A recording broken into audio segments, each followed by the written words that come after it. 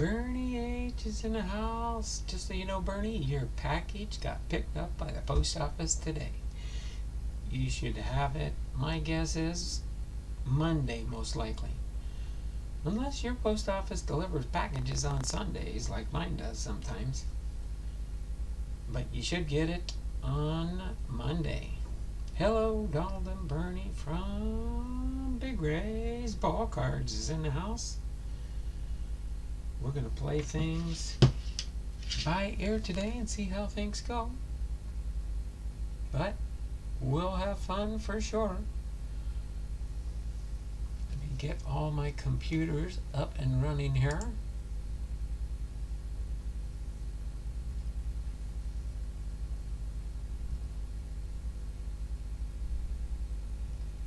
Okay. Logan 99 is in the house. Crossover Paranormal Society. Thummies up, thummies up, thummies up for, whoops, for me. Here, I thought you guys could see me and you couldn't see me. Thummies up for me. Sorry about that. Why didn't somebody say we can't see you, Donald? That's okay. Bob GIBSON. Oh, do you call him Bob GIBSON? Why do you call him Bob GIBSON? Must be an inside joke on that one. Must be an inside joke on that one, is my guess. Okay, get that up here. Get into our 2-minute warning. We do have just over 150 entries, so we have 3 prizes on the wheel for the month of March. And this is our last live stream of this week. Not me, it's you. Oh, were you sobbing because you couldn't see me? Alright, but I did send out a bunch of packages today. And we got a family mail call package here that came today. I didn't know for sure if it was going to be there, so I didn't have it scheduled or written up on the description. From Diamond Princess. It's a from Diamond Sturm S-T-I. What does it say? S-T-R Sturm. What's Sturm? What's Sturm? Thunderstorm. Thunderstorm? Under a thunderstorm warning here in Georgia. Oh, thunderstorm? No, we got cloudy skies. It snowed the last couple days in the evening, but then by the time the sun shows up, it melts away. So nothing wrong with that when the snow shows up and the snow melts away really quick. Who is Bob GIBSON? GIBSON. Oh my word. I was like, why are they saying that? No.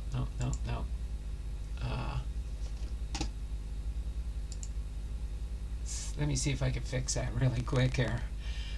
That's where they get the GIBSON. It was in my title wrong. Don't worry, I will get the 2-minute warning from whoever the first person is. Not me, it's you. Now I know why it said not me, it's you.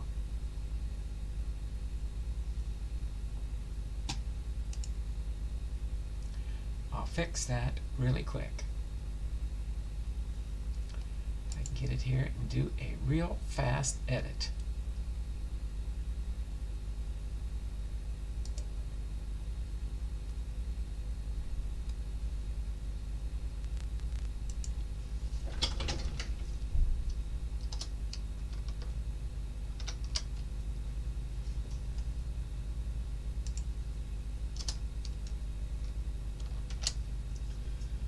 Get that fixed there and there and there.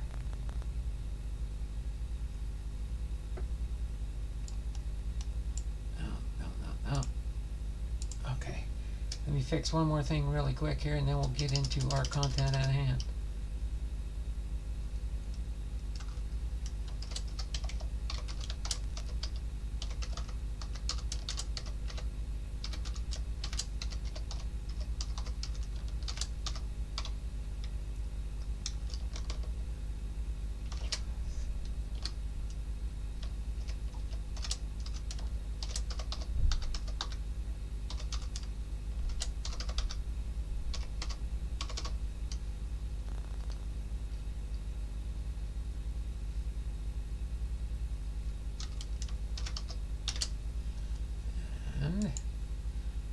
this here real quick.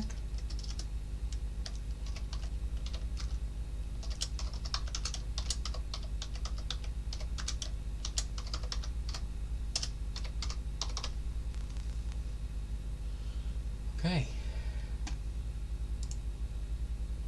I think we got it now.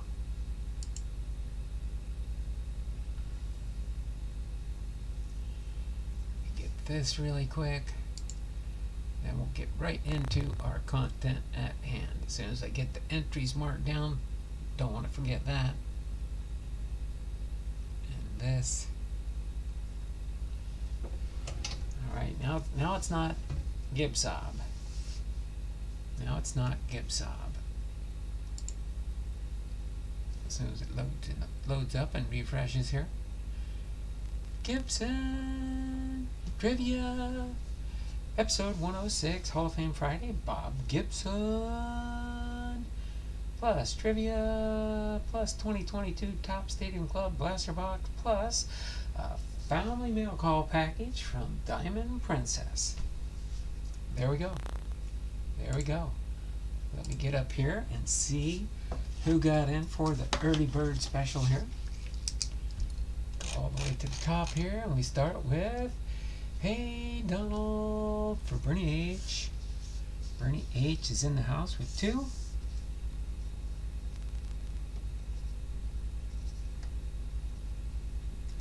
Followed by God is, let's see, God is Great with 2.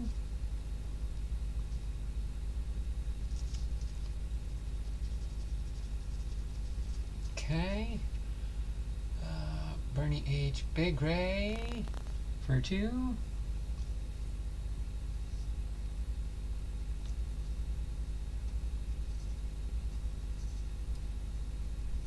Okay. You got 2, 201, 202. The first 203 will be the last entry. Lockin 99 for his 2. Plus, by the way, Lockin, your prize that you won is on the way, plus some bonus. Hope you enjoyed the hanger box special I sent you. You'll have to let me know how it went when you get it. Cops is in the house. Guru and Wahoo. So Cops is here. Plus 2. Guru and Wahoo is here. We're early bird.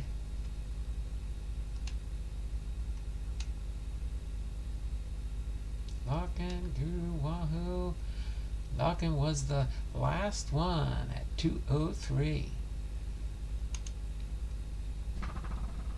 Ooh, let's see. I think we got, let's see, Chuck was in here at 203. He's actually the last one. Chuck 20, oh no, Chuck 204. Chuck, you just missed it. Dragon Fan Tim, you just missed it. My word. You guys are showing up late, but that's okay. We got the early birds. We're going to get into our content at hand. We're going to have fun here.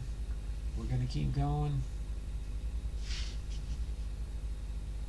And we'll see what we can get done today.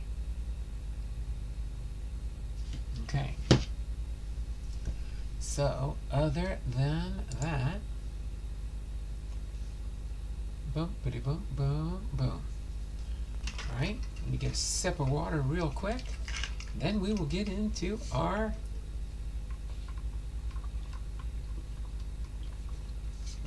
Hall of Fame Friday. I got a full jug of water, should get me through this long. Kyle Busch fans, Ryan Doherty's in the house. Hey down there, Ryan. Thanks for popping into the stream here with us. Thummies up, thummies up, thummies up for me. We've got 10 in the chat. 7 thumbs up. Let's get things rolling here. 7 thumbs up. Boom. We've got it on a roll here. 8 thumbs up. Let me do a refresh on the chat so I know where I left off. and then we will get into our biography for Bob Gibson. Bob Gibson.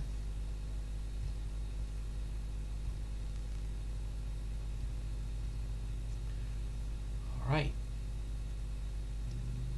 Hopefully everybody's ready for some fun here. For Robert Gibson, we're going to go over his content and his ball cards I have here. Then we will do the tops. Oh, then we'll do the trivia. We'll do the trivia. Can't forget the trivia. Then we'll do the top Stadium Club blaster, and then time permitting, we'll start going through this box from Diamond Princess. All right. So without further ado, let's get rolling. I'm a Ryan fan, but can't ever say I'm a fan of Kyle Busch. Chase Elliott is the man. All right. So Robert Gibson, born Pack Robert Gibson, November 9th, 1935. Passed away on October 2nd, 2020. Was an American professional baseball pitcher who played 17 seasons in Major League Baseball for the St. Louis Cardinals, 1959 through 1975. Nicknamed Gibby and Hoot after the actor Hoot Gibson. Gibson tallied 251 wins, 3,117 strikeouts, and a 2.91 earned run average. During his career, a 9-time All-Star and 2-time World Series champion, he won 2 Cy Young Awards and the 1968 National League Most Valuable Player Award. Known for a fiercely competitive nature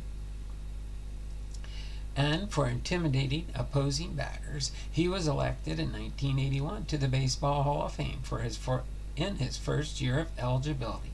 The Cardinals retired his uniform number 45 in September 1975 and inducted him into the Team Hall of Fame in 2014. Born in Omaha, Nebraska, Gibson overcame childhood illness to excel in youth sports, particularly basketball and baseball.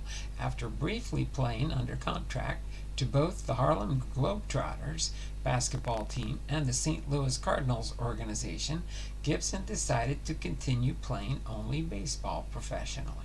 He became a full-time starting pitcher in July of 1961 and earned his first All-Star appearance in 1962. Gibson won 2 of 3 games he pitched in the 1964 World Series, then won 20 games in a season for the first time in 1965. Gibson also pitched 3 complete game victories in the 1967 World Series. The pinnacle of Gibson's career was 1968, when he posted a 1.12 ERA for the season and then recorded 17 strikeouts in Game 1 of the 1968 World Series. Gibson threw a no-hitter in 1971, but began experiencing swelling in his knee in subsequent seasons. At the time of his retirement in 1975, Gibson ranked second only to Walter Johnson among Major League pitchers in career strikeouts.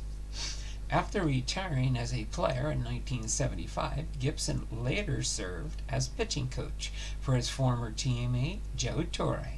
At one time, a special instructor coach for the St. Louis Cardinals, Gibson was later selected for the Major League Baseball All-Century team in 1999. Gibson was the author of the memoir Pitch by Pitch with Lonnie Wheeler. Gibson died of pancreatic cancer on October 2nd, 2020, exactly 52 years after his memorable 1968 World Series Game 1 performance in which he struck out 17 Detroit Tigers. Okay, take another sip of water real quick here.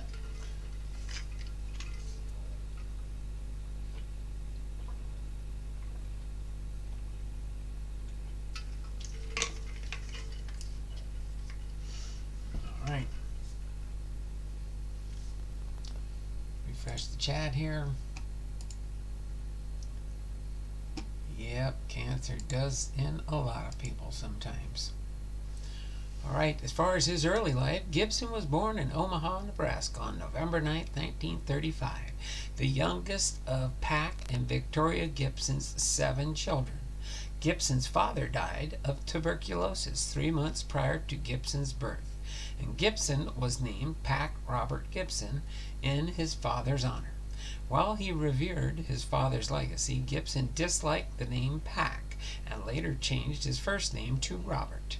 Despite a childhood that included health problems like rickets and a serious case of either asthma or pneumonia when he was 3, Gibson was active in sports in both informal and organized settings, particularly baseball and basketball.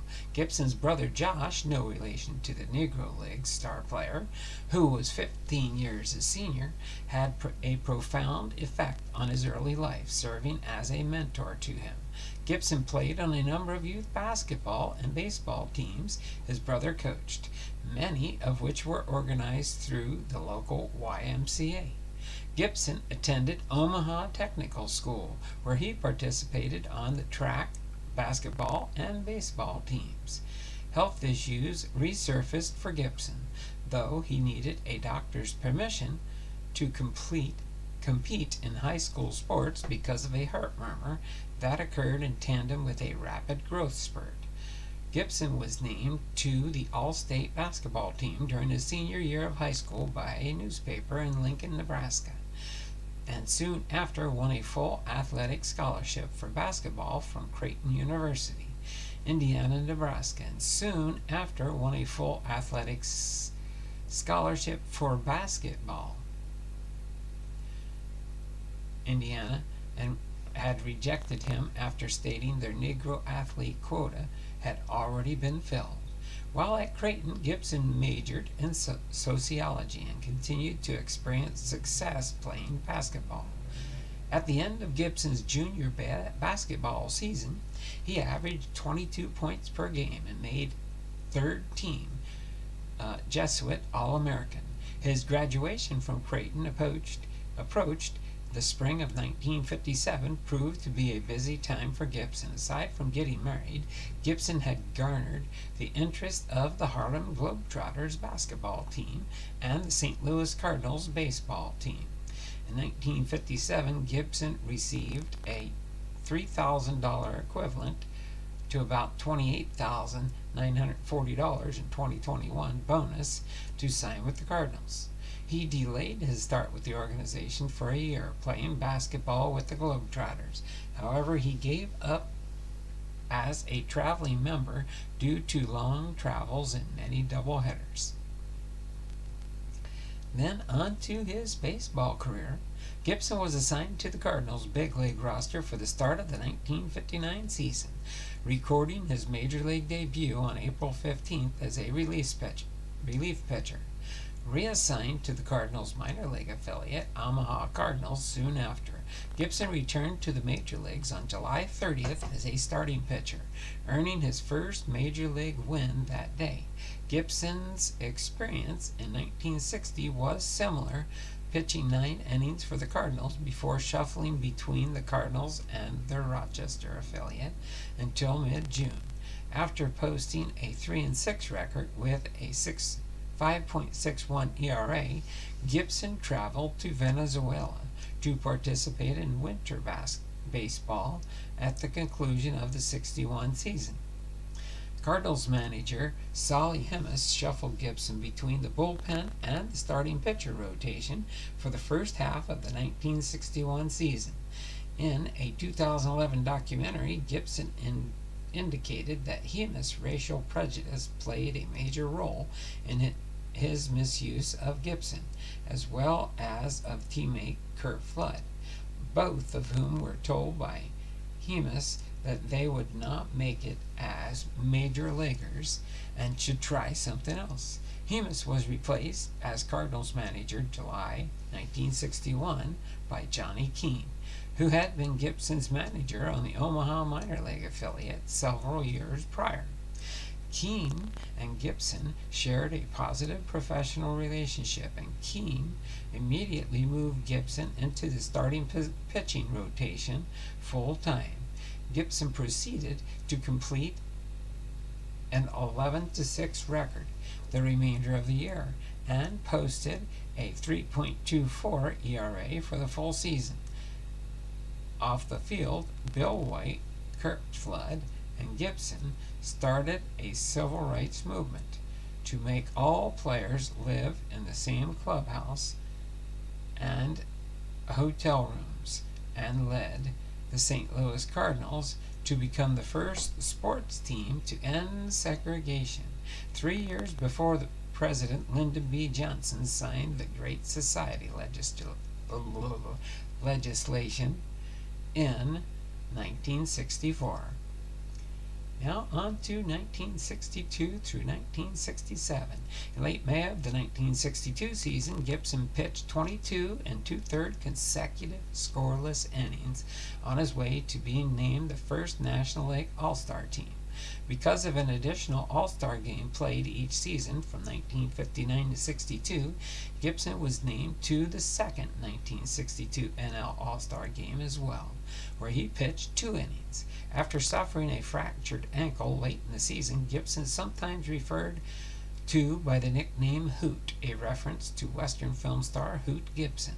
Still finished 1962 with his first 200-plus strikeout season. The rehabilitation of Gibson's ankle was a slow process, and on May 19th of the 1963 season, he had recorded only 1 win. Gibson then turned to rely on his slider and 2 different fastball pitches to reel off 6 straight wins prior to late July. Gibson and all other National League pitchers benefited from a rule change that expanded the strike zone above the belt buckle. Adding to his pitching performances was Gibson's offensive production, with his 20 RBIs outmatching the combined RBI output of entire pitching staffs on their National League teams. Even with Gibson's 18 wins and extra motivation of teammate Stan Musial's impending retirement, the Cardinals finished 6 games out of first place. Building on their late season pennant run in 1963, the 1964 Cardinals developed a strong camaraderie that was noted for being free of racial tension that predominated the United States at the time. Part of this atmosphere stemmed from the integration of the team's spring training hotel in 1960, and Gibson and teammate Bill White worked to confront and stop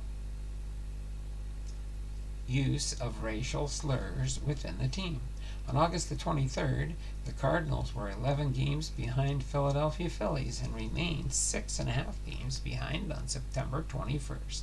The combination of a 9-game Cardinals winning streak and a 10-game Phillies losing streak then brought the season down to the final game. The Cardinals faced the New York Mets, and Gibson entered the game as a relief pitcher in the 5th inning.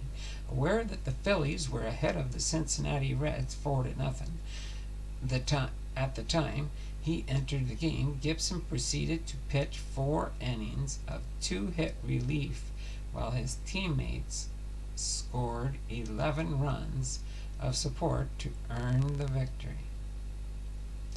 They next faced the New York Yankees in the 1964 World Series. Gibson was matched against Yankees starting pitcher Mel Stottlemyre for 3 of the series' 7 games, with Gibson losing game 2, then winning game 5. In game 7, Gibson, who only had 2 days rest, pitched into the 9th inning, where he allowed home runs to Phil Lentz and Clete Boyer, making the score 7-5 Cardinals.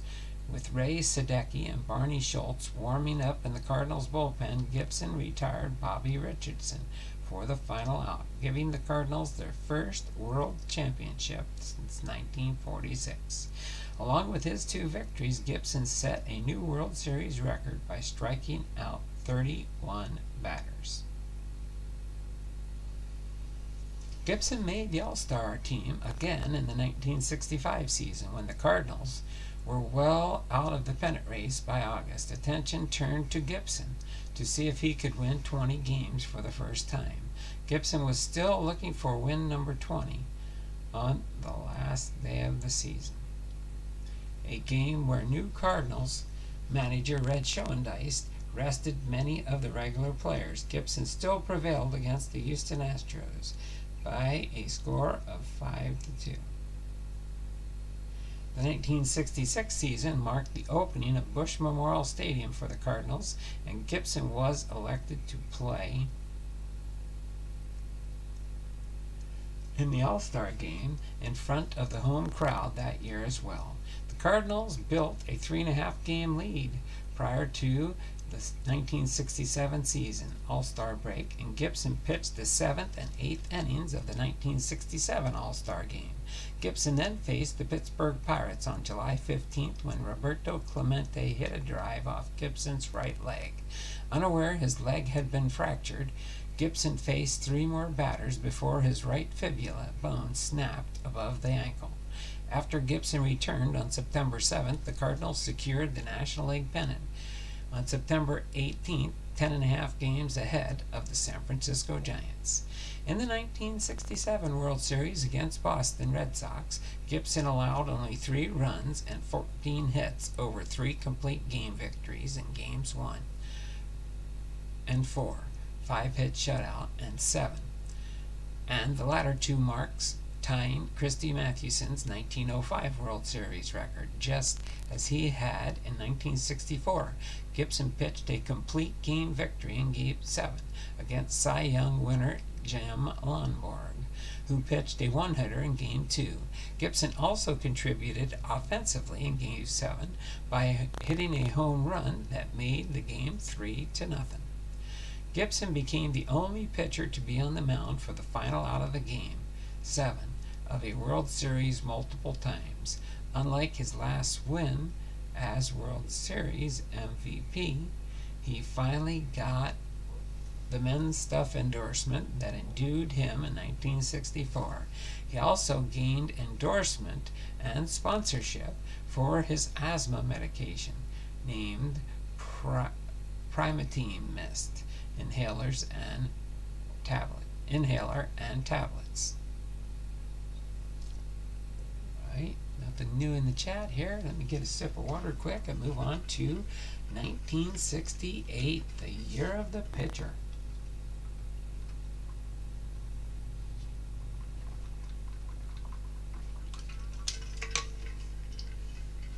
All right. 1968, the year of the pitcher, became known as the year of the pitcher, and Gibson was at the forefront of pitching dominance. His earned run average was 1.12, a live ball era record, as well as the major league record in 300 or more innings pitched. It was the lowest major league ERA since Dutch Leonard's .96 mark 54 years earlier. Gibson threw 13 shutouts, 3 fewer than fellow Nebraskan Grover Alexander's 1960 major league record of 16. He won all 12 starts in June and July, pitching a complete game every time, 8 of which were shutouts, and allowed only 6 earned runs, 108 innings pitched, a .50 ERA. Gibson pitched 47 consecutive scoreline innings during this stretch, at the time the 3rd longest scoreless streak in Major League history. He also struck out 91 batters, and he won 2 consecutive National League Player of the Month awards. Gibson finished the season with 28 complete games out of 34 game starts. Of the games he didn't complete, he was pinch hit, meaning Gibson was not removed from the mound for another pitcher for an entire season. He also only conceded a total of 38 earned runs. Gibson won the National League MVP award not until Clayton Kershaw in 2014 would another National League pitcher do so, with Denny McLain winning the American League's Most Valuable Player award. The 1968 remains, to date, the only year both MVP awards went to pitchers, with McLain compiling a 31-6 record for the Detroit Tigers. For the 1968 season, opposing batters only had a batting average of .184, an on-base percentage of .233, and a struggling percentage of .236. Gibson lost 9 games against 22 wins. Despite his record-setting low 1.12 ERA, as the anemic batting throughout baseball included his own Cardinals team.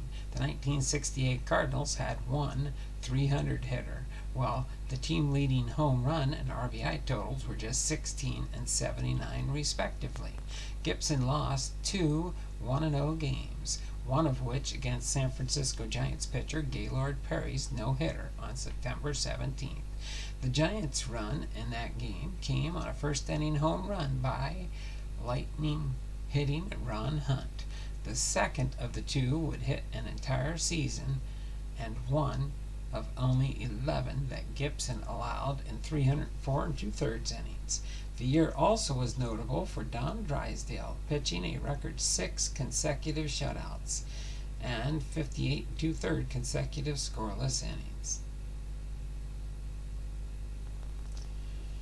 In Game 1 of the 1968 World Series, Gibson struck out 17 Detroit Tigers to set a World Series record for strikeouts in one game, which still stands today, breaking Sandy Koufax's record of 15 in Game 1 of the 1963 World Series. He also joined Ed Walsh as the only pitchers to strike out at least one batter in each inning of a World Series game. Walsh having done so in Game 3 of the 1906 World Series, after allowing a leadoff single to Mickey Stanley in the 9th inning. Gibson finished the game by striking out Tiger sluggers Al Kaline, Norm Cash, and Willie Horton in succession. Recalling the performance, Tigers outfielder Jim Northrup remarked, "We were fastball hitters, but he blew the ball right by us, and he had a nasty slider that was jumping all over the place." Gibson next pitched in Game 4 of the 1968 World Series, defeating the Tigers' ace pitcher Denny McLain 10-1. The teams continued to battle each other, setting the stage for another winner-take-all Game 7 in St. Louis on October 10, 1968.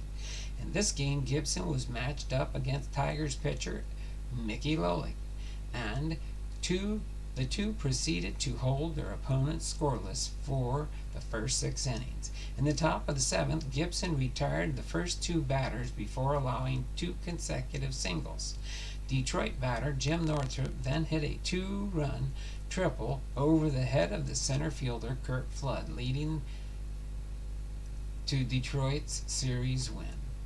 To the overall pitching statistics in MLB's 1968 season, led by Gibson and McLain's record-setting performances, are often cited as one of the reasons for Major League Baseball's decision to alter pitching-related rules, sometimes known as the Gibson rules.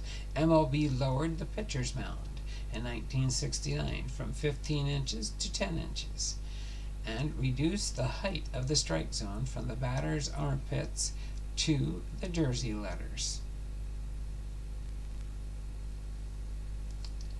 Right? Next we have on from 1969 to 1975. Aside from the rule changes set to take effect in 1969, cultural and monetary influences increasingly began impacting baseball, as evidenced by 9 players from the Cardinals' 1968 roster who had not reported by the first week of spring training due to the status of their contracts. On February 4th, 1969, Gibson appeared on The Tonight Show starring Johnny Carson and said the Major League Baseball Players Association had suggested players consider striking before the upcoming season began. However, Gibson himself had no immediate contract worries, as the $125,000 salary Gibson requested for 1969 was agreed to by team owner Gussie Busch and the Cardinals, setting a new franchise record for the highest single-season salary. Despite the significant rule changes, Gibson's status as one of the league's best pitchers was not immediately affected. In 1969, he went 20-13 with a 2.18 ERA shutouts and 28 complete games. On May 12, 1969, Gibson struck out 3 batters on 9 pitches in the 7th inning of a 6-2 win over the Los Angeles Dodgers. Gibson became the 9th National League pitcher and the 15th pitcher in Major League history to throw an immaculate inning. After pitching into the 10th inning of the July 4th game against the Cubs, Gibson was removed from a game without finishing an inning for the first time in more than 60 consecutive starts, a streak spanning 2 years. After participating in the 1969 All-Star Game, his 7th selection, Gibson set another mark on August 16th when he became the 3rd pitcher in Major League history to reach 200 strikeout plateau in 7 different seasons. Gibson experienced an up-and-down 1970 season marked at the low point by a July slump where he resorted to experimenting with a knuckleball for the first time in his career. Just as quickly, Gibson returned to form, starting a streak of 7 wins on July 28th and pitching all 14 innings of a 4-5 win against San Diego Padres on August the 12th. He would go on to win his 4th and final National League Player of the Month award for August 6-0, 2.31 ERA and 55 strikeouts. Gibson won 23 games in 1970 and was once again named the National League Cy Young Award winner.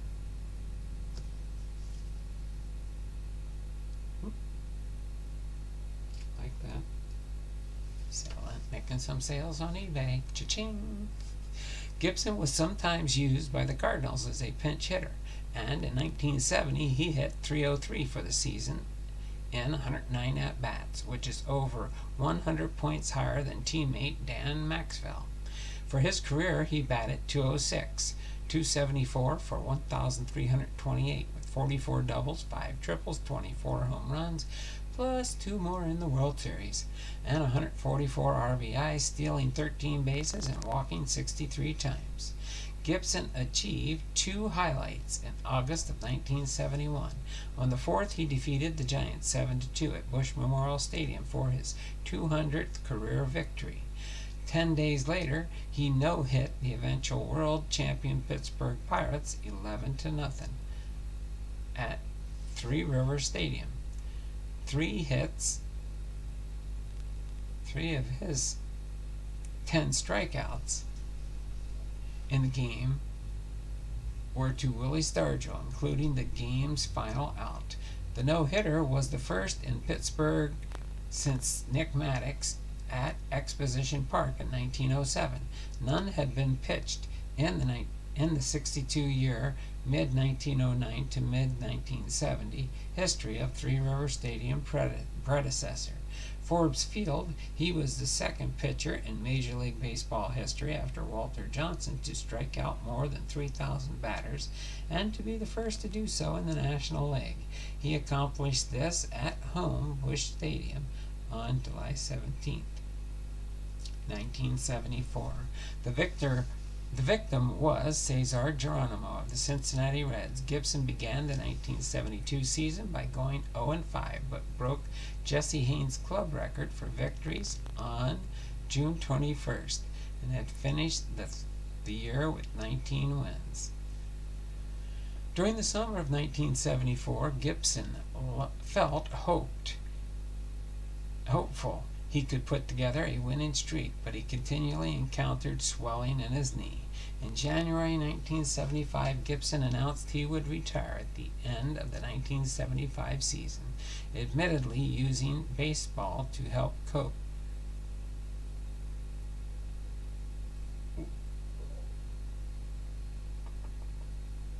with the recent divorce from his former wife, Charlene. During the 1975 season, he went 3-10 with a 5.04 ERA. In the 8 seasons from 1963 to 1970, Gibson posted a win-loss record of 156 and 81 for a .658 winning percentage. He won 9 Gold Glove awards, was awarded the World Series MVP award in 1964 and 1967, and won the Cy Young Awards in 1968 through 1970. Getting close to the end here now.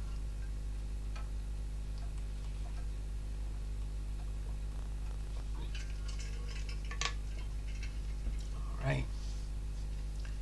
Don't mess with Hoot. Gibson was a fierce competitor who rarely smiled and was known to throw brushback pitches to establish dominance over the strike zone and intimidate the batter, similar to his contemporary and fellow Hall of Famer Don Drysdale. Even so, Gibson had good control and only hit 102 batters in his career, fewer than Drysdale, who had 154. Gibson was surely and brusque even with his teammates. When his catcher Tim McCarver went to the mound for a conference, Gibson brushed him off, saying, "The only thing you know about pitching is that it's hard to hit." Gibson casually disregarded his reputation for intimidation, though saying that he made no concerted effort to seem intimidating. However, there is an interview in which he admits that if a batter homered off one of his best pitchers, he would hit that batter in his next at-bat. He poked in an interview with a St. Louis public radio station that the only reason he made faces while pitching was because he needed glasses and he could not see the catcher signals. Post-playing career. Before Gibson returned to his home in Omaha at the end of the 1975 season, Cardinals general manager Bing Devine offered him an undefined job that was contingent upon approval from higher-ranking club officials. Unsure of his future career path, Gibson declined and used the motorhome the Cardinals had given him as a retirement gift to travel across the western United States during the 1975 offseason. Returning to Omaha, Gibson continued to serve on the board at the local bank and was at one point the principal investor in radio station KOWH and started Gibson's Sprints and Sustenance restaurant, and sometimes working 12-hour days as owner-operator. Gibson returned to baseball in 1981 after accepting a coaching job with Jim Torre, who was then manager of the New York Mets. Torre termed Gibson's position attitude coach, the first such title in Major League history. After Torre and his coaching staff were let go at the end of the 1981 season, Torre moved to manage the Atlanta Braves in 1982, hiring Gibson as pitching coach. The Braves proceeded to challenge for National League pennant for the first time since 1969, ultimately losing to the Cardinals in the 1982 National League Championship Series. Gibson remained with Torre on the Braves coaching staff until the end of the 1984 season. Gibson then took a hosting a pre- and post-game show for the Cardinals based on games from radio station KMOX from 1985 to 1989. Gibson also served as a color commentator for baseball games on ESPN in 1990, but declined an option to continue the position over concerns he would have to spend too much time away from his family. In 1995, Gibson gained service again served as pitching coach on a Torre-led staff, this time returning to the Cardinals. As far as his personal life, Gibson was a father to 3 children, 2 with his first wife, Charlene, and 1 with his second wife, Wendy. Gibson's interests included playing guitar. In 1968, he performed on The Ed Sullivan Show along with the 1968 World Series opponent, Denny McLain, an accomplished organist. In July of 2019, Gibson's longtime agent Dig Zimmerman announced that Gibson had been diagnosed with pancreatic cancer. Several weeks earlier was due to begin chemotherapy. Gibson died on October 2nd, 2020 at the age of 84 under hospice care after fighting pancreatic cancer for more than a year. In closing, his honors. Jersey's Gibson number 45 was retired by the St. Louis Cardinals on September 1st, 1975. In 1981, he was inducted into the Baseball Hall of Fame. In 1999, he ranked number 31 on the Sporting News list of 100 greatest baseball players and was elected to the Major League Baseball All-Century team. He has a star on the St. Louis Walk of Fame. A bronze statue, Gibson, by Harry Weber's is located in front of Busch Stadium, commemorating Gibson along with other St. Louis Cardinals greats. Another statue of Gibson was unveiled outside Werner Park in Gibson's home city, Omaha, Nebraska, in 2013. The street on the north side of Rosenblatt Stadium, former home of the College World Series, in his hometown of Omaha, is named Bob Gibson Boulevard. In January 2014, the Cardinals announced Gibson among 22 former players and personnel to be inducted into the St. Louis Cardinals Hall of Fame for the inaugural class of 2014. At the time of his death, Gibson still led the Cardinals franchise in pitching records and wins. 251, games started 482, completed games 255, shutouts 56, innings pitched 3,884 and a third, and strikeouts 3,117, along with a 2.91 ERA. And to do our wrap-up for Bob Gibson, again, he was a pitcher, born November 9th, 1935, Omaha, Nebraska.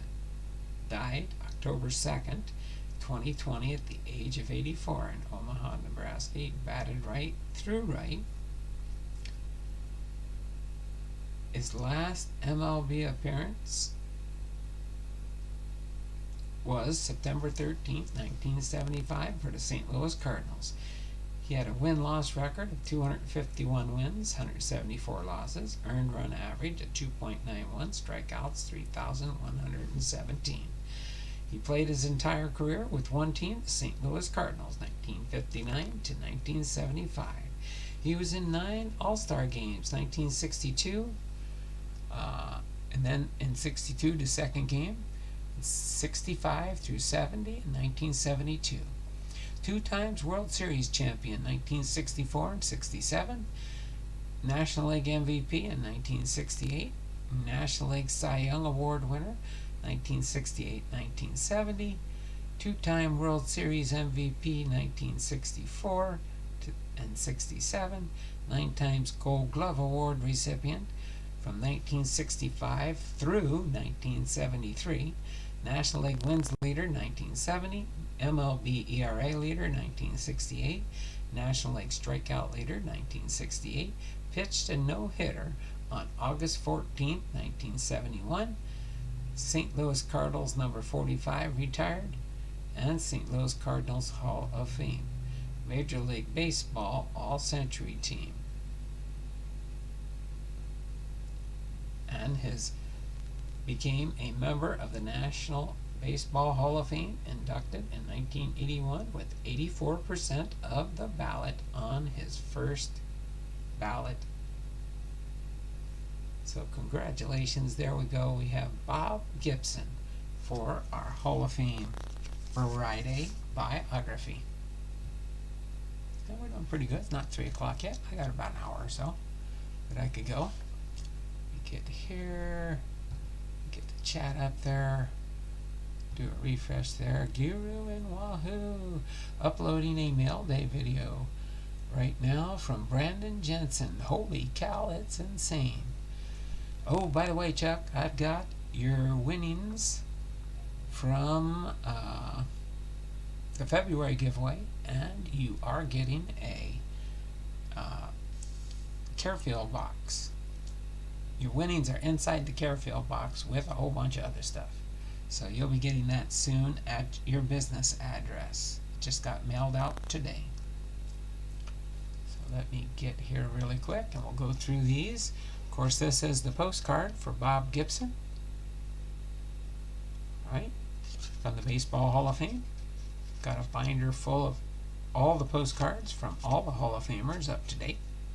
So that is Bob Gibson. Now we'll go through his cards that I've got here. Got a few cards to go through for Bob Gibson, which is kind of nice. Got a few cards in my collection. We got a Kmart 1962 through 1967 25th anniversary collector's edition Bob Gibson from 1987 Topps Kmart product. Next we've got is Old School Colors. This is from a Panini 2015 Contenders product, Bob Gibson pitcher from 2015. Then we've got an All-Star Heroes. I think I gave a whole set of this to Kevin. It's a San Diego Padres All-Star Fan Fest, or I gave him his San Diego Padres that were in there. I can't remember exactly. This is from a 1992 product. 1992 product. Then we've got a Cooperstown 2013 Panini, I believe. Yep, 2013 Panini, Bob Gibson, 1981 induction card. Then we've got a Upper Deck, Bob Gibson, won 3 games in the 1967 World Series. That's interesting stats on the back here. This is from a 1994 Upper Deck product. All right. And next here we've got an Upper Deck 20th Century Legends 1968. This is from a 2000 Upper Deck series. 2000 Upper Deck series. Shiny card. Alright, next up we've got a Donruss 2001 Donruss Classic St. Louis Cardinals Bob Gibson Legend. This is a serialized card, 743 out of 1755. So I'm trying to think on this one. I'm trying to think why they had the 1775 on there. Sometimes those odd ones like this is like a stat point. I don't see the stat point in the stats here. That's card number 159. 743 out of 755. Then here we've got Major League Baseball 125th anniversary. Heroes of Baseball Bob Gibson from a 1994 set. Card number 219.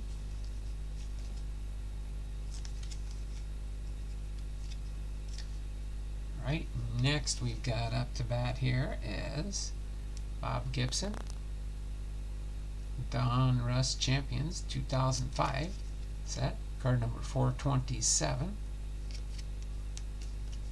Awesome card there. Our next one, we've got a Turn Back the Clock, Bob Gibson, pitcher, 1968, from a 1988 Topps, I believe. Card number 664. And next here we've got a, let me scooch these down so they don't tip over. Baseball Flashback, Topps Heritage, Gibby Gives a Little Extra.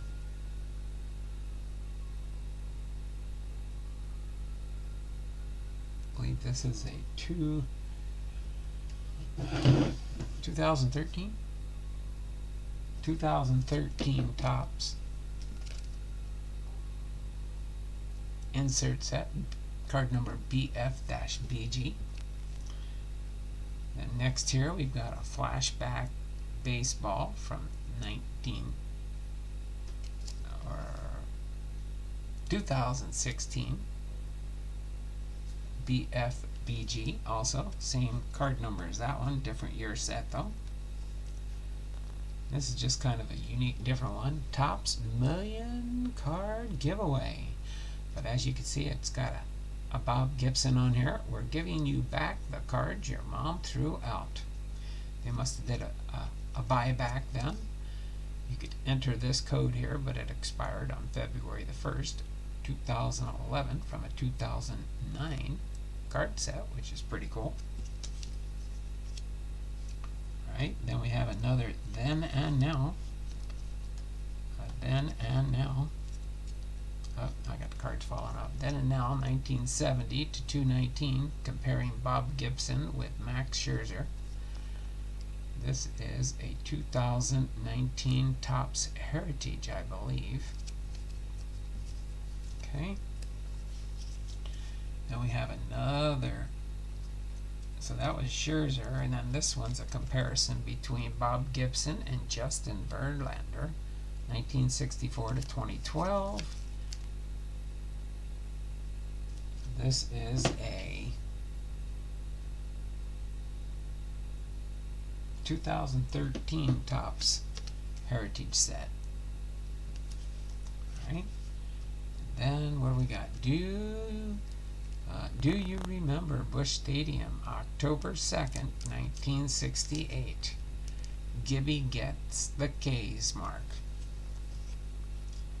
Then for a more recent card, we've got here, and it's a red Bob Gibson from 2022 Topps Stadium Club. So that's pretty cool from a new card from recently. Alright, we got Fire Starter Breaks. How you doing? Chuck Dupree, Guru, Wahoo, the Turtle. I've got a 1969 Deckle Edge black and white card of Gibson I've had since I was a kid. I will always be in my PC due to I wrote on the back. You wrote on the back, huh? My word. So there we go. The Bob Gibson cards that I've got in my collection here. That one should go right there when I file that back in my Bob Gibson Hall of Famer PC. That will go there. And now it's double trivia day. Double trivia. We got to do today's trivia and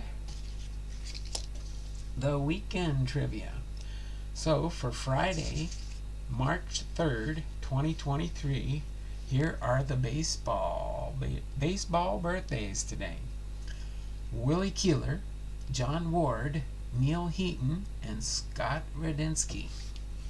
Okay, the first one's going to be a quick one, so it won't take long to go through the quick one. It's entitled Team History.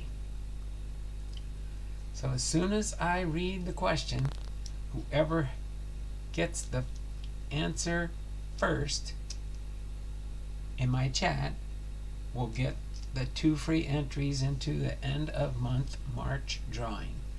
So, no Tiger pitcher has ever thrown 2 or more hitters. True or false? No Tiger pitcher has thrown 2 or more hitters. No hitters. True or false? Big Ray, you are correct, and you were the first one. I'll read you the answer in just 1 second here. And then we'll move on to Saturday and Sunday. So Big Ray got that one for +2.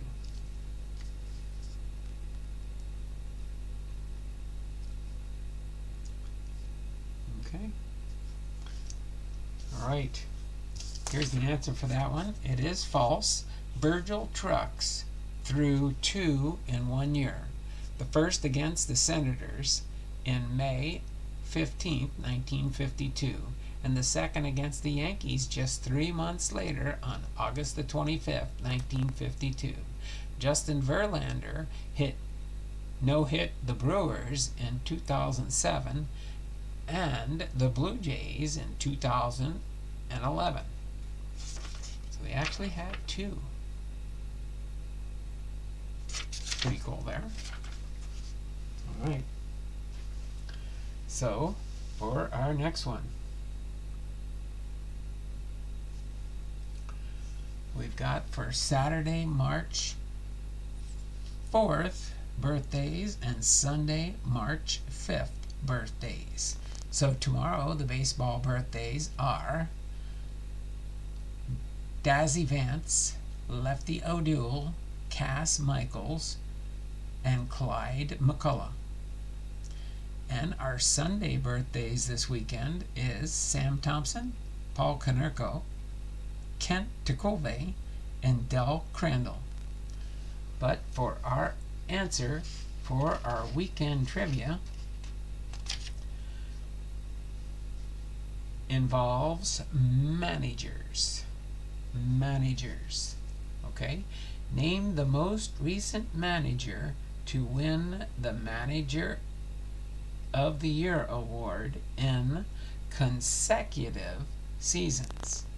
Name the most recent manager to win the Manager of the Year award in consecutive seasons.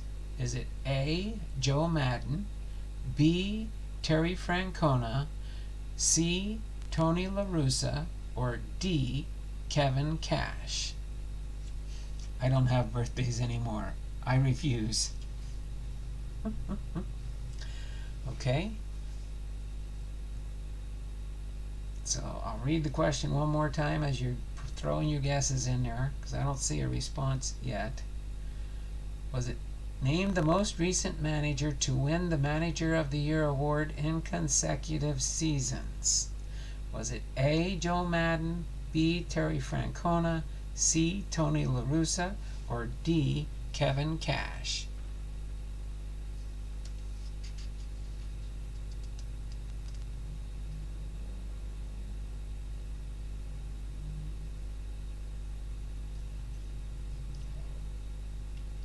Any more guesses? We got about 8 viewers here. I haven't seen the correct answer yet. Give you a clue if you see what's already been guessed. Big Race Ball Cards got it again. Big Race Ball Cards got it again. Process of elimination on that time. Guru guesses after it's already been guessed, of course.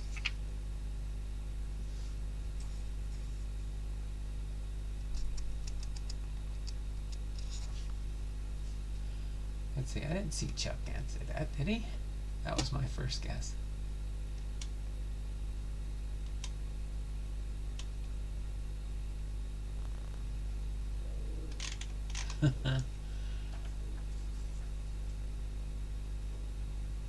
Big Ray gets it right and then he says it's rigged. Alright. The answer, remember this is as of 2021.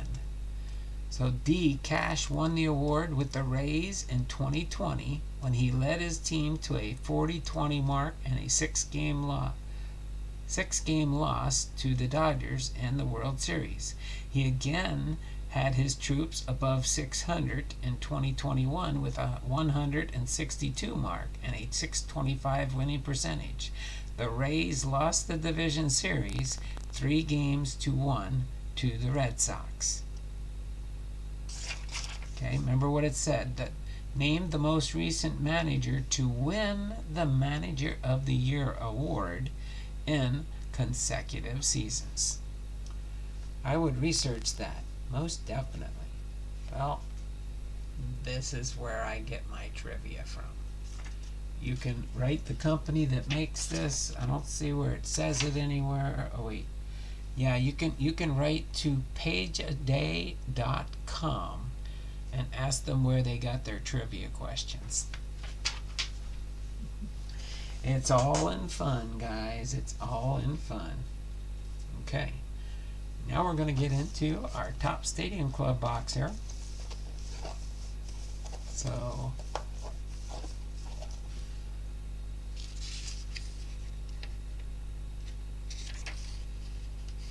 we're going to get a little break part of next week. At least Tuesday, but we'll have fun. Mondays will be baseball humor. Tuesday will be baseball quotes, which we'll see if you can figure out who did the quotes, maybe, as a trivia.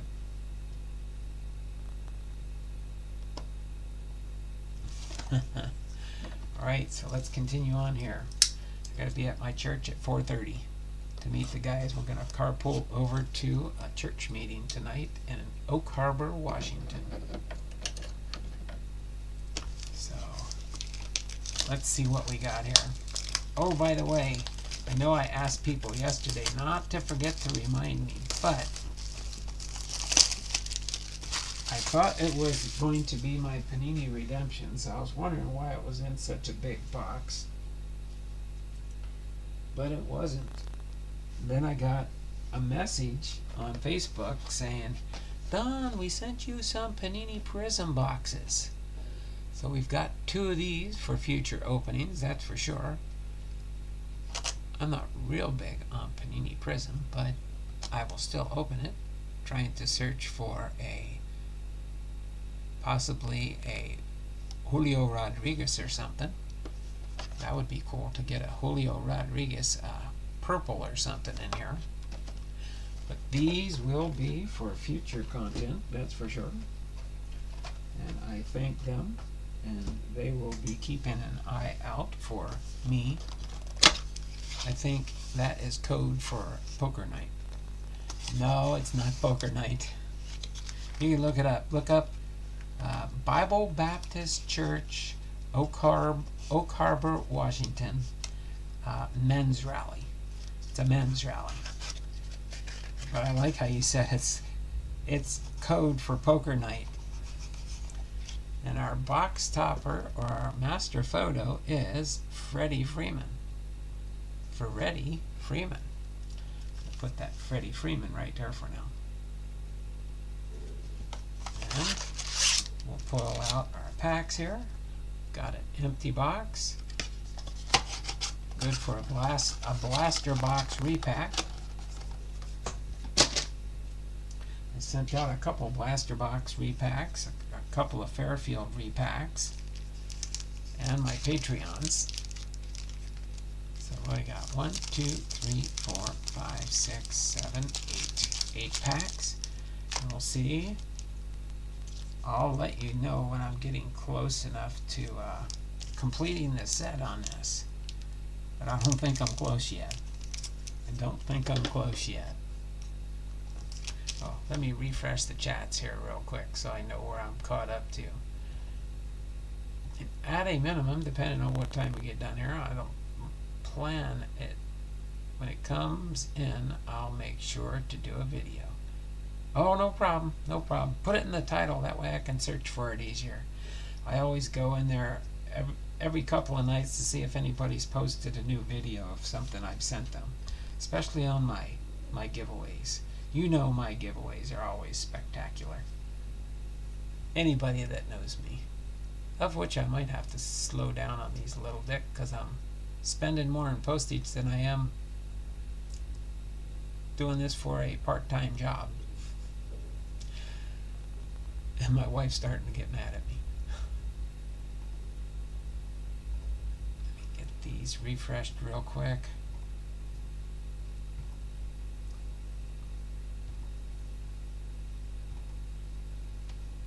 And this one. Alright. Oh, and I forgot to, I don't know why I to do this whole time. Move my... Oh, earthquake. Earthquake. I like to pull it like that and just get it all situated and straightened out here. We got a Vidal Brujan for our base rookie. Ryan Mountcastle with the Baltimore Orioles. Akil Baddoo with the Detroit Tigers. We've got a Jared Walsh with the California Angels red. And a J.P. Crawford for the Seattle Mariners. And it's raining again. Tomorrow I get to go and drive south instead of west to go to my Aunt Helen's 90th birthday party, which should be fun. Max Scherzer with the New York Mets.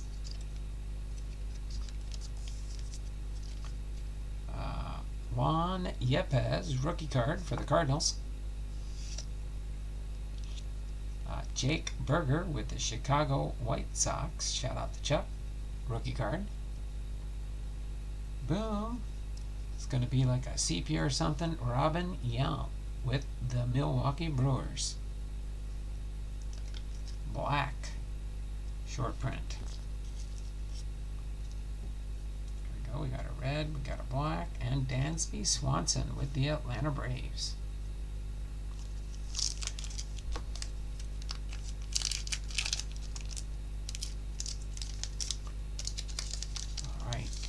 Anytime you guys do a video on anything I send you, just do me a favor. Just put my name, put Don Blondal in the title, and you can say it's a family mail call or a mail call package or something like that. Freddie Freeman with the Dodgers. Carlos Santana with the Seattle Mariners. Mike Piazza with the Mets. Got another red here. Whit Merrifield with the Kansas City Royals. And, oh, that's a sweet card. Bo Jackson with the Kansas City Royals. I don't think I've got that one yet. First I've seen it, that's for sure. Pack number 4, halfway mark of the box. Okay.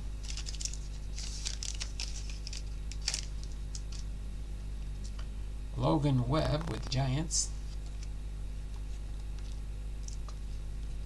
Juan Soto with the Nationals. Zach Wheeler with the Phillies. And then we've got a Power Zone Aaron Judge with the Yankees. Power Zone card. And a Kevin Gausman with the Toronto Blue Jays. So what we get, like 3 short print cards or variations and 1 Power Zone. Well, it's an average of getting like a hit in each one. Get 5 cards in a pack. You get 4 base and 4 miscellaneous ones. Alright, we've got a Trevor Story with the Boston Red Sox. Got a John Kruk with the Philadelphia Phillies. Eric Davis with the Cincinnati Reds. Boom. It's a Lou Bob Destiny with the White Sox. Shout out to Chuck. It's a Lou Bob Destiny. And a Ketel Marte with the Diamondbacks. Shout out to Kevin's Models and More. Next up is pack number 6.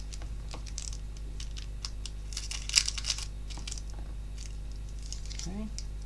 And if it's too much to go through in Diamond Princesses, maybe we'll just do part of it and do part of it next week. Chipper Jones with the Atlanta Braves. Sweet Hall of Famer.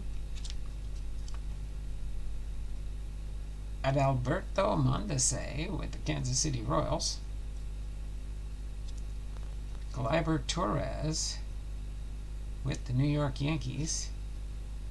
Got a Fernando Tatis Jr. with the San Diego Padres red. And a Justin Verlander with the Houston Astros. Okay.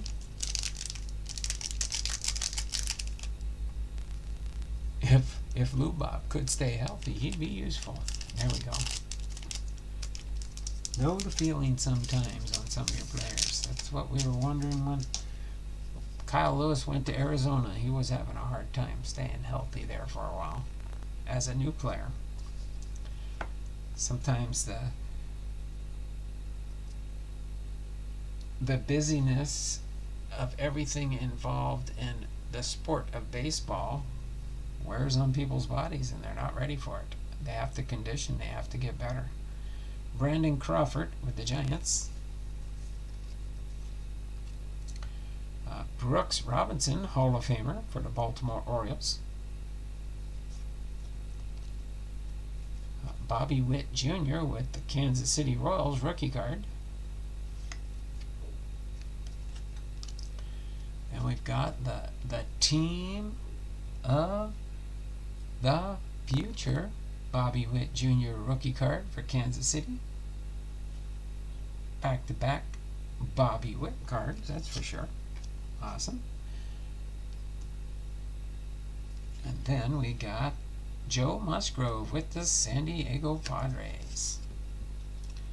Alright, last pack magic from the Top Stadium Club box. Let's see if we can get something super in this last pack. We'll see. Of course, you don't get much out of blaster boxes. Probably one box out of a case, you probably get an autograph, maybe. Andre Jackson with the Dodgers rookie card. And we got Kyle Lewis, Kyle Lewis with the Seattle Mariners. Of course, pretty soon he'll be sporting an Arizona jersey on the cards. Ahmed Rosario with the Cleveland Guardians. Is this going to be either a sepia or another black for Ryan Mountcastle? It says sepia, Ryan Mountcastle Stadium Club. So we got 3 reds, a black, and a sepia. Then we've got Vladimir Guerrero Jr. for the Toronto Blue Jays.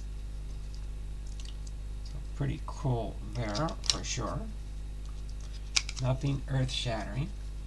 Bunch of base cards here. Set those aside.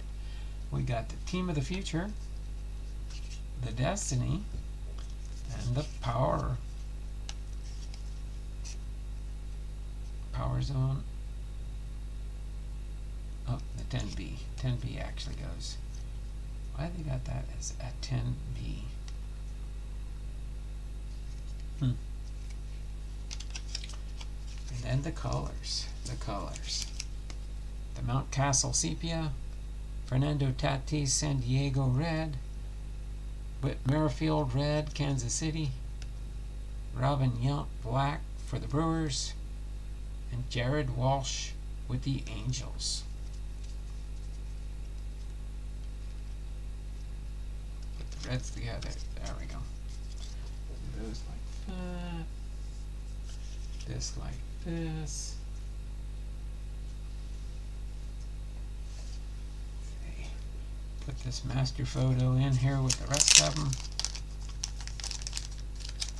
I believe. Is this the highest numbered one I get? Yep, that's the highest. The Freddie Freeman 292. Or 291, I'm sorry. So I don't know. Is there a master photo in each one? Does anybody know, did they make a complete master photo set? That would be hard to get. You only get one in a blaster box. Can you imagine how many you'd have to open up 50 blaster boxes to get a whole set.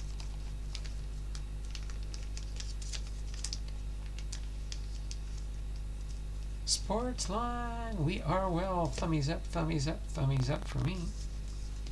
Appreciate that, sports line. Yes, me and the family are doing well.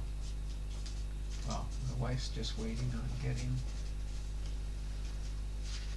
her heart procedure is on hold at the moment, but pretty soon we're hoping to get at least her left shoulder. She has a locked shoulder on her left shoulder. We're trying to go to a sports doctor that's really good at trying to cure that, or not necessarily cure it, but help it heal itself instead of through physical therapy, because the physical therapy is just not working. So other than that, let's see if we can get through some of this, as long as I can finish by about 4 o'clock. I think I'll be okay to get ready to go there. We're going to open up this box while she does an excellent job taping and packaging for sure. She might be a better packager than me, I don't know for sure, but we'll see. We shall see. Okay, I'm going to play Dr. Don here.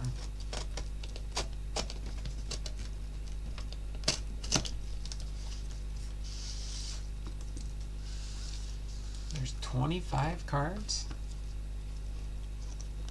Okay, so there's 25 different cards in the master photo set. So the master photo set numbers on the back, do they just coordinate with the cards in the actual set? Hey Don, hey gang, hey Frank, what time does the poker game start, Uncle Donald? It's at, I believe it's 6 o'clock.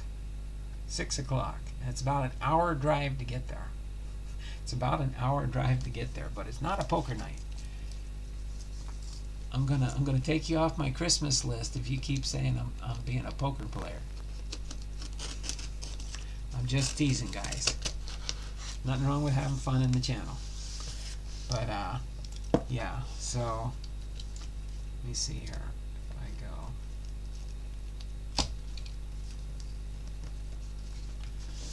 okay, I want to try and see if I guess I got to cut right down the center here.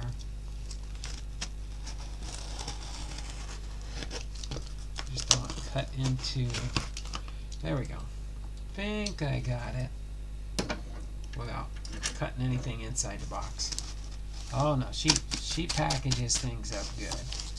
I like either bubbles or bubble mealers or things of that nature.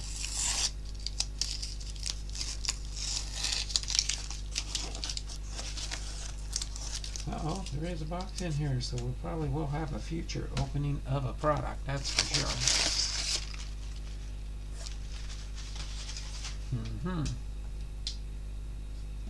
So what do we got here? This one here. Oh, there we go. We got a Topps Heritage. Boom. Is that 2022? Good. I'm still working on that set a little bit. It says, hello Don. Thank you so very much for all of your wonderful support. Diamond Princess. You are very welcome, Diamond Princess. I gotta put her name in. So, boom. I think that was one of, I think this was a prize. Oh yeah, there we go. Don Blomdahl card deal giveaway. February 20th, 23. So that will be another blaster box for a future opening. I like these. You got a lot of cards in this one. The Venezuela stamp. I haven't found one in the regular one. I found the Venezuela stamps in the minor leagues. But that's pretty cool.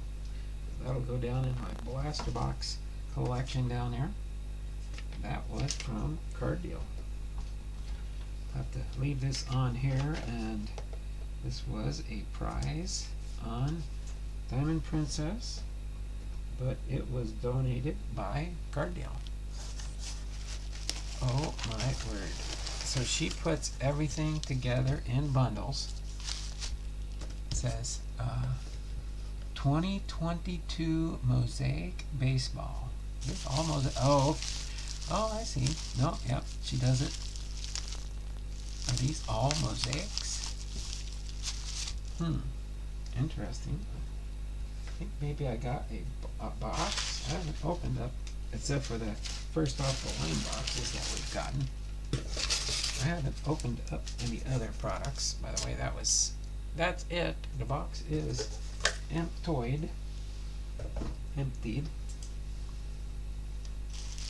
So, wow, she kind of likes to label everything, and you guys thought I did a good job, huh? Where's the L? Let's see if this.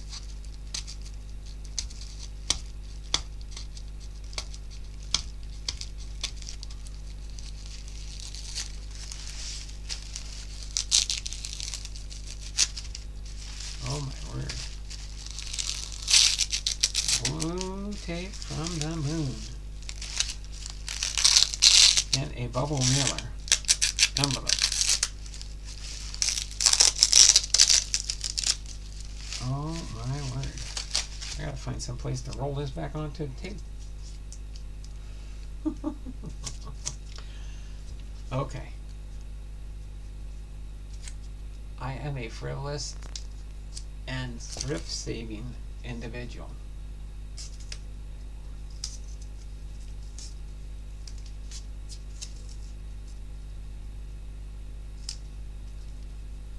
So this tape will definitely be reused. Sorry. Apologizing if it's taking a little bit too long. But we might just open up one of these, but we'll open one and just go through them real quick. I'd like to know where you can get these little bubble bags. I think bubble bags are sweet. 2623. And she does this. Man, she's fancy. Got inserts and parallels, inserts and parallels, inserts and parallels. I think that's all the hits. Oh, she oh my word. I got a Kyle Lewis. Kyle Lewis, 5 out of 10. My word. Then base and rookies. So she separates everything out. Inserts and parallels. I like the way she does that. She puts them in team bags. Got the base, which everybody who wants to look at the bases. But there we go. At least we got them separate. We got the rookies, the base rookies. Then we got a hit. Let's go into the second bag. We'll put this one aside for now. Let's do the second one here.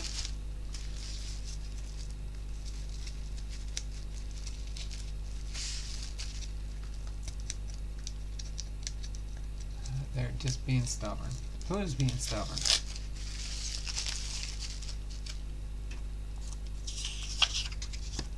But let's see. Let's go. These over here. The base, the rookies, the hits. Diamond Princess. She's a awesome packager, that's for sure.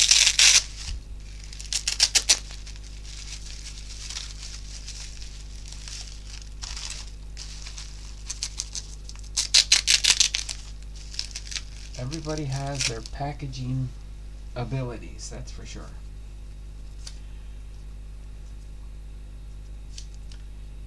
You can tell I'm a retiree on a budget. Extra blue tape. I don't like to go buy a roll unless I have to. That's right, blue tape Uncle Donald. And I'll just adding more pieces onto this. Oops. I think that must be, gotta be Diamond Princess hair, because I don't have that much hair. Everybody knows that. Everybody knows that. It couldn't have been my hair. Just teasing you, Diamond. In case you're watching the replay. There we go. 2, 3. Oh, there we go. I think I bought 2 different times. I bought one day and one another day. There's some more base. Some more base. Some more rookies with their base. Inserts and parallels. I like her organization skills. I like when I'm packaging up somebody's product because I get to look at it again. There's some more hits. Wow. We got another hit here. We got a Kyle Lewis for sure. That's awesome, Kyle Lewis. I know I don't have that one on Kyle. And inserts and parallels. Inserts and parallels. And another bubble bag to use for packaging on the rebound. So we got from the 3rd of February and the 6th of February, and she sent it out around the 20th, or was planning to, and then she got sick. So that's totally understandable, Diamond Princess. Here, let me set these up here a little bit more. Actually, here, let me do this one. We've got a 3 and a 4. And then when she mailed the package out, there we go. So we'll highlight through some of this stuff. How's that? Save that blue tape, Uncle Donald. You know I do that, David. You know I do that. Let's see. Little pieces work too. Don't waste nothing. I like that. Hits. That's a cool Kyle Lewis green. You know what? All those paninis that I opened up in 2021, I never got a Seattle Mariner short print. And now I got a Kyle Lewis green blue. Can't remember what that green's called. I'll see it on the checklist. But K-Lou. K-Lou.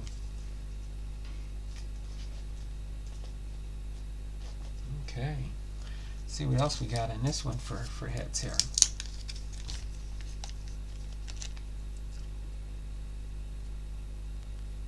See what we got in here for hits.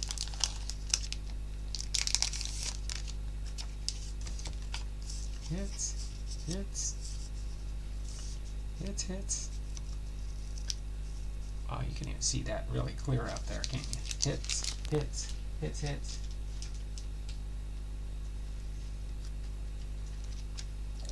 Shohei Ohtani prism. A Mike Trout prism. An O'Neal Cruz rookie debut card for Pittsburgh.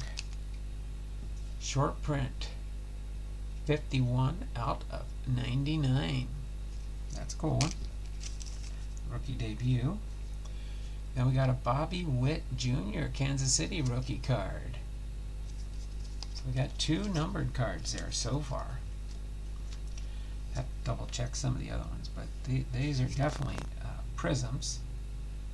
The Kyle Lewis 5 out of 10, so that's nice having a short print of a Kyle Lewis in my PC. And then my O'Neal Cruz rookie card, rookie debut. Shohei Ohtani, Mike Trout, Bobby Witt Jr. Okay. Let's go into one of these, at least for now. Diamond Princess. I thought I was a good packager, but she is organized. Boom.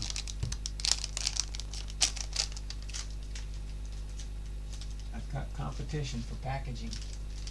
I've got a packaging competitor for sure.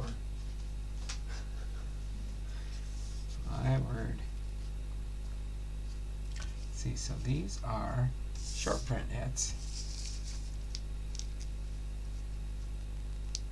Let's see if we get any more short print hits.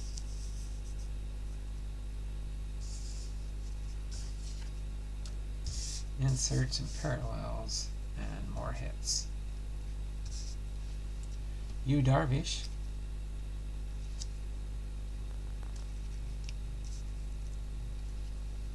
Bang! Trevor Story.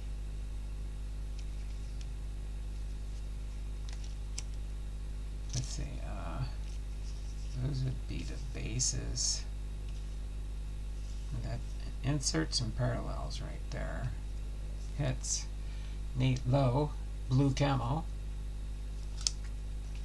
Will to Win, Joey Votto. Joe Adele, blue camo. O'Neal Cruz, rookie card for Pittsburgh. John Cole from Firestarter Breaks is unreal with packaging. It's Fort Knox. Laugh out loud. You never have to worry about damaged goods from him. Rookie of the Year, Jonathan India rookie card. Nathan Eovaldi, green. Big Fly, Yordan Alvarez. Just checking to make sure there are not any short prints mixed in here. Sometimes people miss them. Nolan Arenado. These are all the prisms there. Jose Abreu, Chicago. Cubbies, I think. Or no, probably black. That looks like it's probably a White Sox. Seth Beer with Arizona. Oh, and these are the corner notch ones. Big Fly, Rafael Devers. Another Boom for Corey Seager. Ace of Spades, Kevin Gausman. Eloy Jimenez, Chicago White Sox. Brady Singer, Kansas City Royals. Camo Blue. Julio Urias, Los Angeles Dodgers. Rookie debut, Andre Jackson.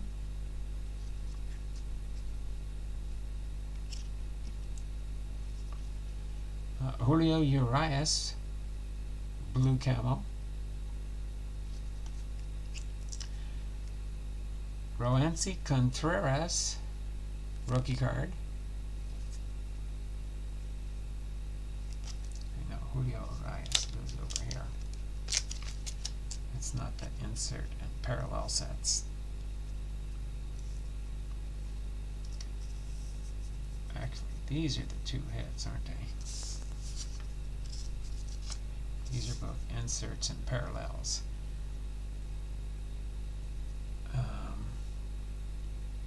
Roansy Contreras with Pittsburgh, rookie card. Kevin Smith, rookie card for Oakland A's. Seth Beer, Arizona, rookie debut card. Boom. So these, all the bases should just be, yeah, I'm not going to go through all these.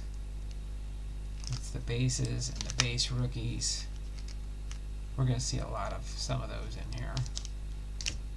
Let's see, I'll leave this big one for last. Here, I'll do this one next.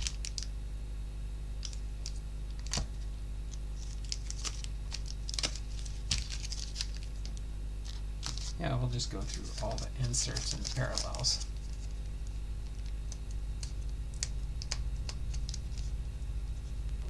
Have you been to her channel, David? The Diamond Princess? She's a hoot. It's fun listening to her. And she definitely interacts with the chat a lot. That's what I really enjoy about somebody's channel like that. Same with Gourmet Breaks. Same with Gourmet Breaks. Okay? Oh, there we go. This is actually part of the base, but she's got these included in here, but that's fine. the 2000s stars, part of the base set. So there's 300 cards in the base this year, and the first that it goes, I think, 80s, 90s, and 2000, and I'm trying to remember. There's 5 different cards of each one, like 5 for the 2000s, 5 for the 1990s, and 5 for the 1980s. And then there's one more little set that goes on there before that. But Francisco Lindor, Prism, Silver Prism, Blake Snell, Lucas Giolito, Prism, Green Prism, Corbin Burns, Prism, Bang, Trevor Story, Josh Bell with Washington, Silver or Prism, Shohei Ohtani, Green. See, there she's got that one, green. I think she put them as, I know why she did that. She put these as hits, or as hits, because for her they are hits. They're her angels. Same green on that one. The Mike Trout is the Silver Prism. And then the Bobby Witt Jr., Kansas City, so Silver Prism. That's what she's done here. I see now.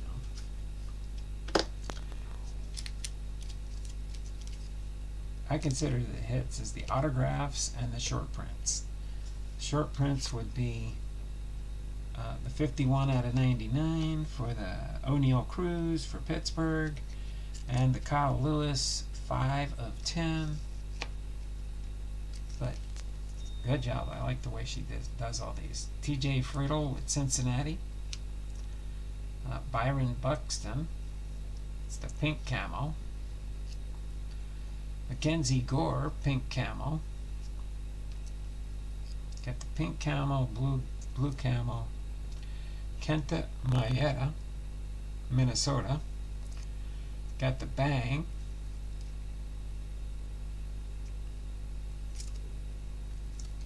Base insert.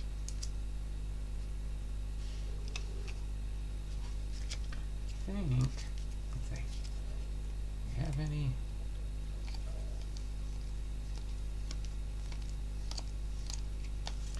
Yeah, see, that would be a base insert, and then the parallels.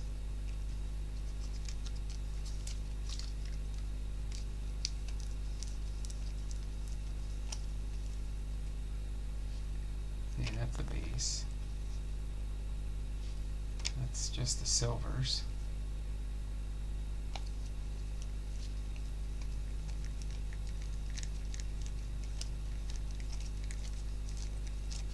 These are prisms, though. Prism silver, see? Oops, sorry. And then the prism.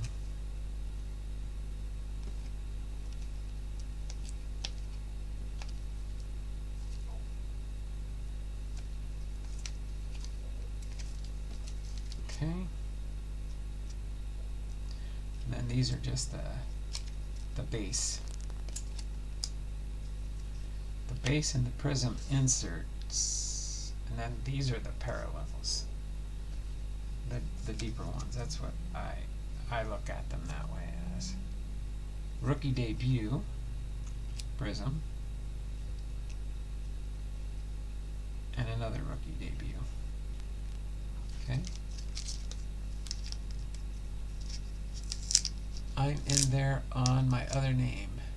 Shh. Don't tell everyone. No problem.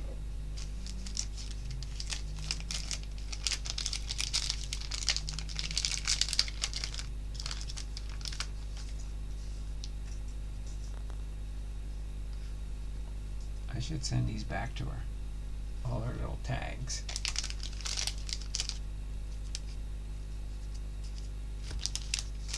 Should send her her index cards too. Might just do that in my next package I send to her, if I remember. Notice I said if I remember. Max Kepler, pink camo. Greg Dykman, pink camo. Zach Gallen, pink camo. There's a Hall of Fame Randy Johnson base insert. Mariano Rivera prism. Hot Sauce Vladimir Guerrero base. Stephen Kwan, he should have been in with the bases, but he is a rookie card. Rhys Hoskins, silver prism, or this is just a silver. Silver prism's the fancy one. It's a prism still, see.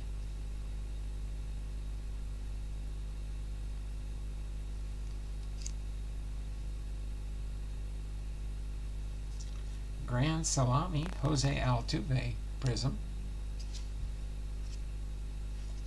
Mike Zunino, Tampa Bay prism.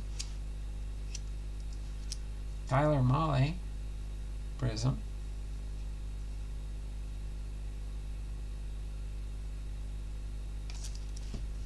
These are the inserts, right? These are the, yeah. That's a base. Base prism. Insert prism.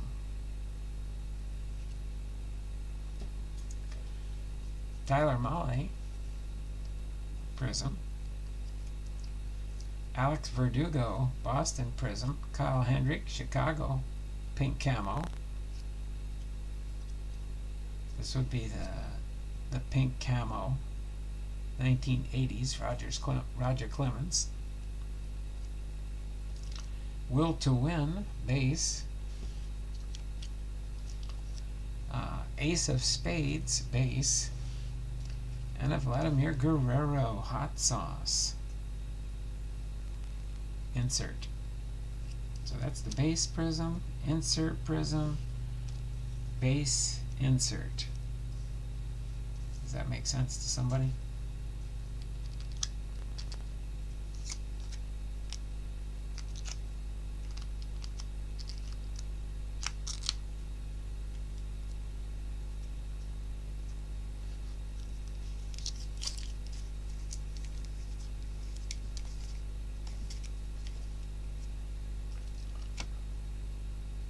I like that hot sauce card.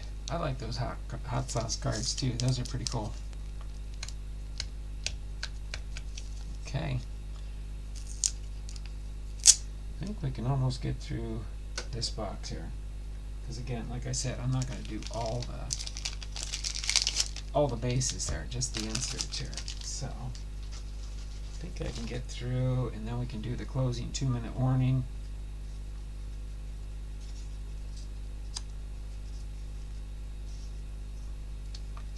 So we got a 1980s base. Rookie debut prism.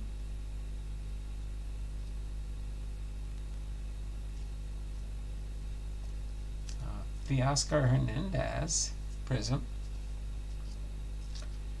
Matt Vierling prism. Matt Chapman pink camel. Spencer Turnbull green prism. Kevin Smith Oakland pink camo. Gotta make sure it's not a different color. Pink camo for Brandon Woodruff prism.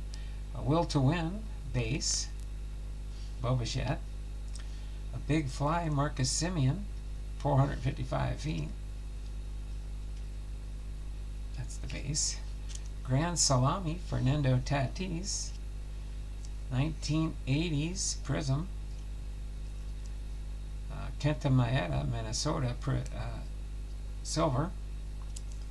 Vladimir Guerrero pink camo. Greg Dykman Chicago Cubs, I believe. Rookie card, Prism. Luke Williams, Miami, pink camo, rookie. Joey Bart, San Francisco, Prism. Bang, Tatis, base. And a rookie debut, Otto Lopez, base.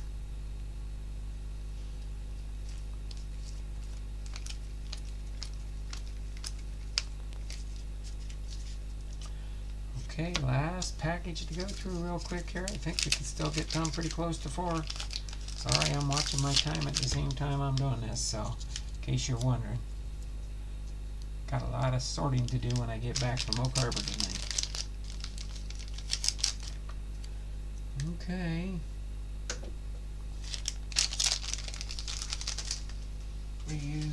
Reusable team bag for sure. Alright. Ace of Spades, Garrett Cole, base.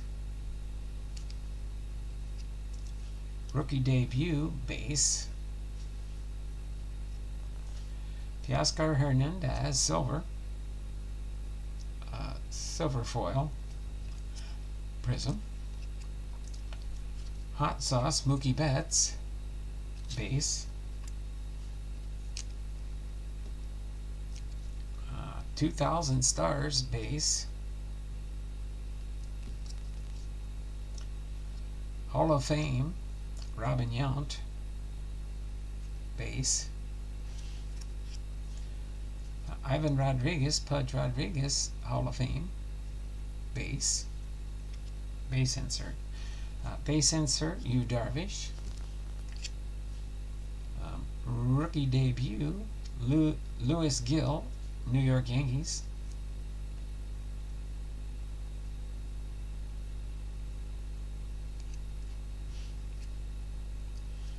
'90s star, Larry Walker, Hall of Famer, base. Should be up there. Aaron Nola, Prism. Grand Salami, base. Mariano Rivera, Stars. That's a Prism. Boom, Aaron Judge, base. Big Fly, Javier Baez, 481 feet, base. Will to Win, Tim Anderson, base. Yu Darvish, Ace of Spades, base. Grand Salami, Miguel Cabrera, future Hall of Famer, base.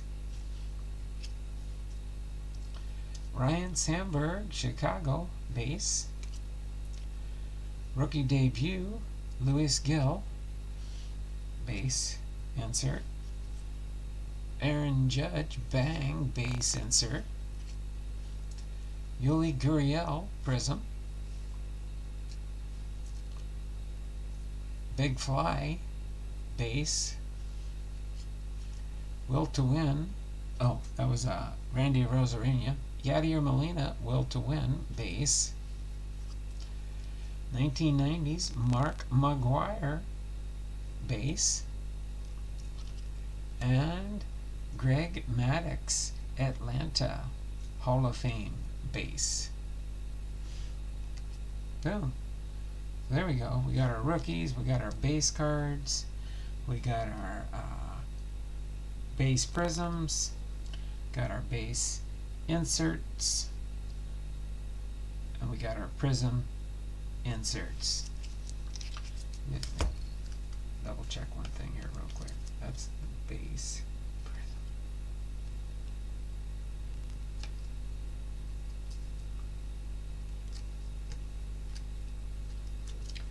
Sure I didn't mix some of these up here. The base cards, the base prisms.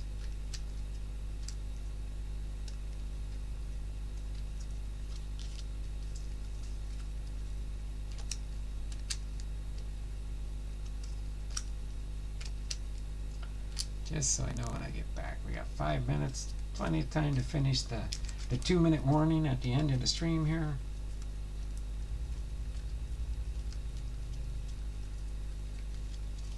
Let's see how close I might get. I might be able to throw together both sets, the prism set and the base set. We'll see. We will have to see later. Whoops.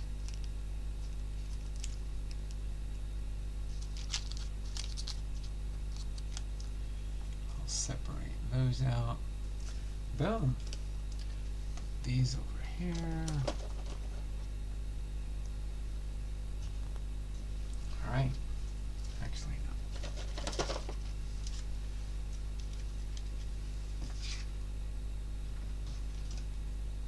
All right. Let me get my master list out here. Get our 2-minute warning to sign off and say hasta la bye-bye until Tuesday. Let me get over here real quick and refresh the chat. Once, twice,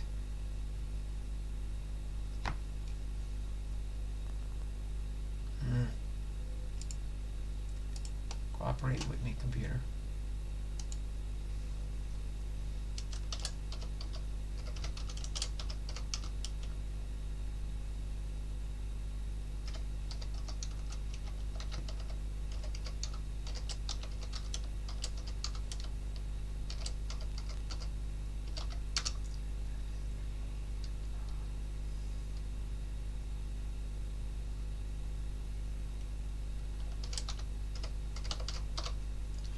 Right, let's go ahead and start the 2-minute warning for the end of stream.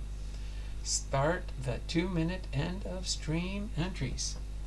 What do we got here? Bernie H for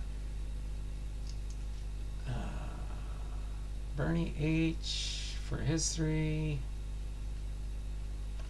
He was here at the beginning. Guru gets 3 for being here at the beginning. Zach's sports cards gets 2. Big Ray gets 2, gets +3 for being here at the beginning. Big Ray. Chuck Dupree's here. He gets 2 for being here at the end. Dragon Fan Tim Snow here. Dragon Fan gets 2. Lockin gets +3 for being here at the beginning. Okay. We start at 57, 58, 59. Last person at 4 o'clock will end, but we've got 12 viewers. We've got 12 thumbs up. Doing good.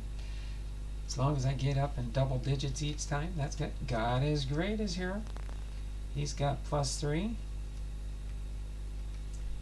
You have to let me know when you get your latest presento to Japan from me there, Titus, okay? Here and there, everyone. Got you already there, Guru. Zach Sports Cards not around anywhere? Oh, Zach's here. Zach's here. That's right, I gave Zach his too. Let's go Royal 7-1. Let's go Royal 7-1. Here in spirit, there in spirit. Alright. So the next person that chats will end.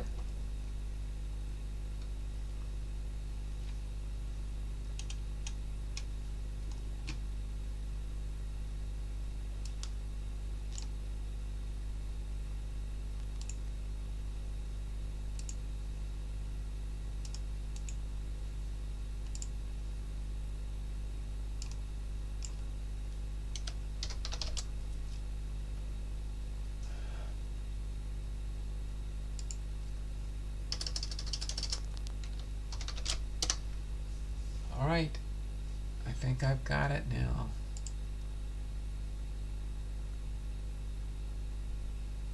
And the 2-minute end of stream entries. Appreciate all you guys being here. Appreciate all the fun we had today and this week. Okay? Turtles can just float. Just proved it. Alright, did your turtle float? That's good if your turtle floated. Oh, David, you're full of fun all the time with Guru there. With Wahoo. With Wahoo. Okay, well, I am done with this. Looking forward to a good fun-filled weekend of sorting cards, getting things ready, organizing things, working on my Ken Griffey Jr. collection. Got to get that done. Got to get that done. Because Ken Griffey Jr. is... birthday will be coming up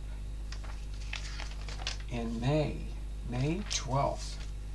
I gotta try and get his collection done by May 12th. It was supposed to be last year. I didn't get it. I gotta make it happen this year. So, this has been episode 106, Hall of Fame Friday. Bob Gibson, Trivia, 2022, Stadium Clubs, and Family Mail Call from Diamond Princess. I forgot I did put it in the title when I did my edit from GIBSON. Alright, y'all take care.